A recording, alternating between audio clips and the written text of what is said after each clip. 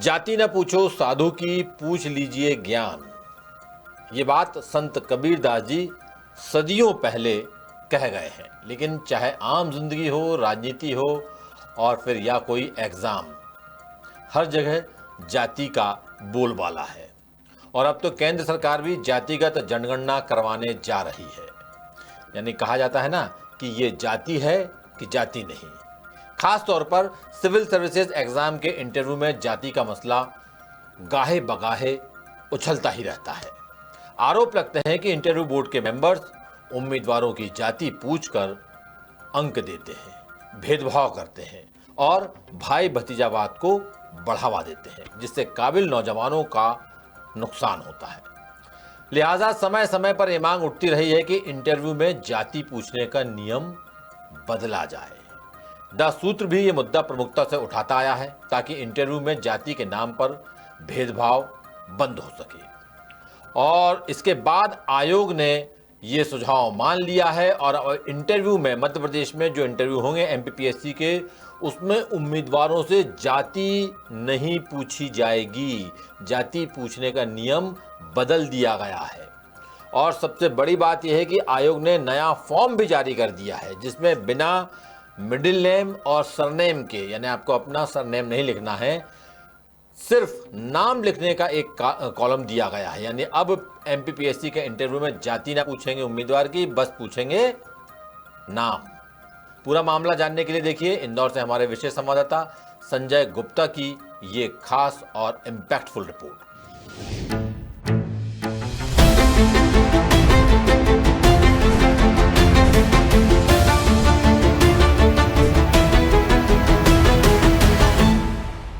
मध्य प्रदेश लोक सेवा आयोग यानी एमपीपीएससी की ओर से जारी इन अहम दस्तावेजों पर जरा नजर दौड़ाइए।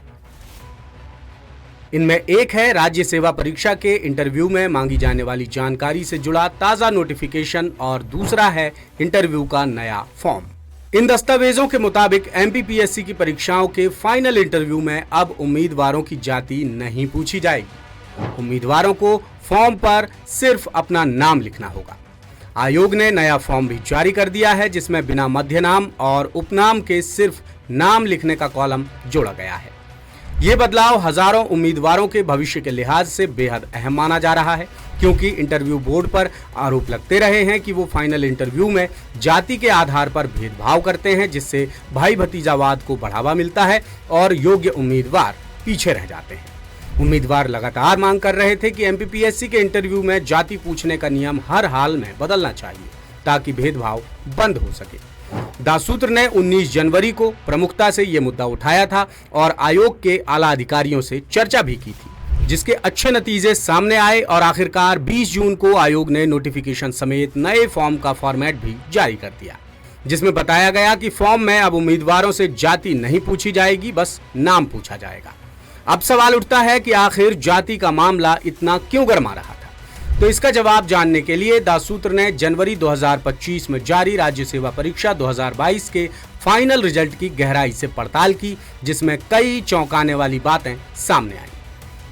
हमारी पड़ताल के मुताबिक लिखित परीक्षा में अच्छे अंक हासिल करने के बावजूद कई उम्मीदवार इंटरव्यू के कम अंकों की वजह से टॉपर बनने से चूक गए। कुल अंक कम होने के चलते उम्मीदवार कई बार डिप्टी कलेक्टर और डीएसपी जैसे पदों की जगह तृतीय श्रेणी के पदों पर पहुंच जाते हैं, जिससे इंटरव्यू बोर्ड पर आरोप लगे कि वो फाइनल इंटरव्यू में जाति के आधार पर उम्मीदवारों के साथ भेदभाव करते हैं, मसलन सरनेम और कैटेगरी जैसे पॉइंट्स देखकर अंक तय करते हैं। आरोप ये भी लगे कि यदि इंटरव्यू में किसी रसूखदार व्यक्ति, नेता या अधिकारी के बेटे, भाई, भतीजे शामिल हैं तो उन्हें जानबूझकर ज्यादा अंक दे दिए जाते हैं।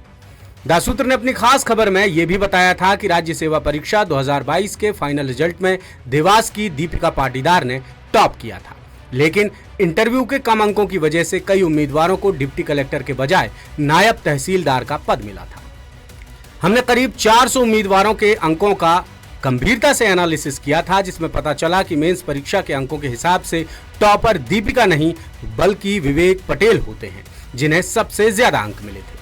विवेक को मेंस में से ज्यादा 797.50 अंक मिले थे, लेकिन इंटरव्यू में उन्हें 175 में से सिर्फ 63 अंक दिए गए, जिस वजह से उन्हें कुल अंक मिले 843.25।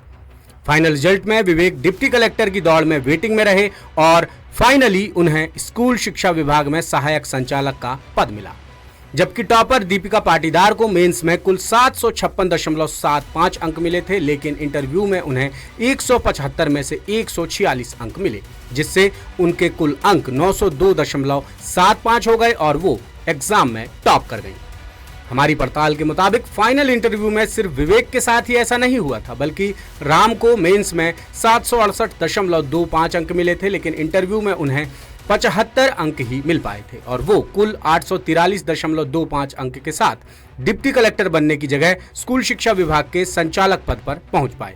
इसी तरह वैदिक गोयल को मेंस में 746.25 अंक मिले थे, लेकिन इंटरव्यू में 85 अंक मिले और वो कुल 831.25 अंक के साथ उच्च पद की जगह नायब तहसीलदार की वेटिंग में पहुंच पाए।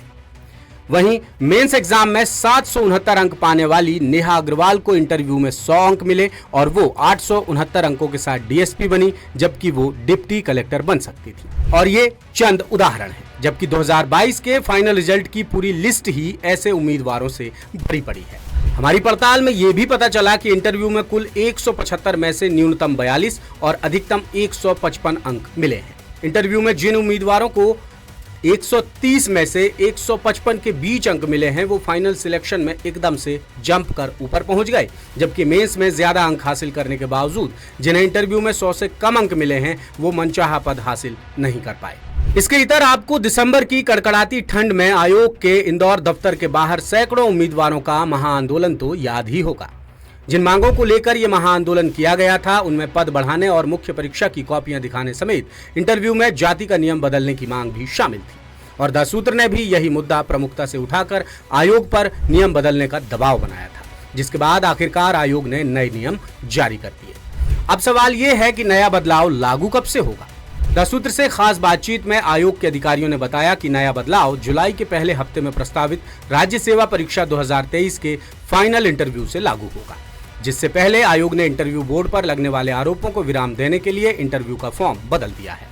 पहले यह फॉर्म 5 पन्नों का होता था, जिसमें उम्मीदवारों से सरनेम और मिडिल नेम सहित नाम और कैटेगरी जैसी जानकारियां पूछी जाती थी, मगर अब आयोग ने सिर्फ 1 पन्ने का फॉर्म जारी किया है, जिसमें बिना सरनेम और मिडिल नेम के सिर्फ उम्मीदवारों का नाम लिखने का कॉलम जोड़ा गया है।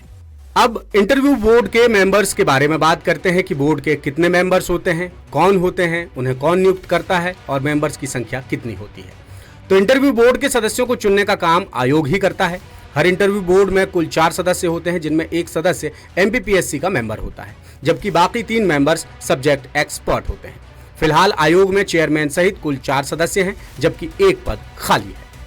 MPPSC के OSD डॉक्टर रविंद्र पंच भाई पटेल ने द सूत्र से खास बातचीत में पुष्टि की है कि नया बदलाव राज्य सेवा परीक्षा 2023 के इंटरव्यू से ही लागू हो जाएगा।